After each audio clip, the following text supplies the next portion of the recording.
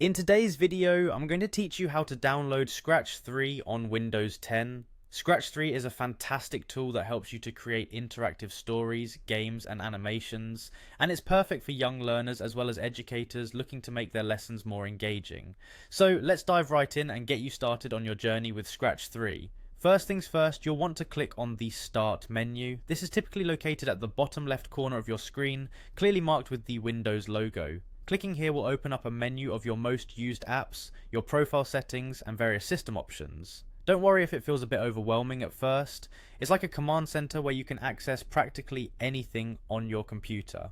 Now from there you're going to navigate to the Microsoft Store. The Microsoft Store is essentially your one-stop shop for apps. Much like the app stores on your smartphone, it's where you can download a variety of applications safely and securely onto your PC.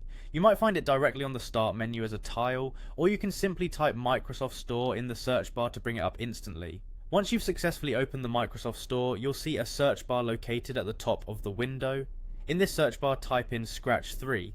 This is essential because you're specifically looking for the Scratch 3 app, which comes with the latest features and updates that ensure a smoother and more intuitive experience for programming in your projects. With the search results displayed, look for Scratch 3 in the list. It should be easily recognizable, usually marked by its characteristic orange cat logo. Once you find it, click on it to open its detailed product page. Here you will find more about the app, including user reviews, ratings, and a brief description of what the application offers. Now here's the exciting part, downloading the app. On the apps page, you'll see a button labeled Get.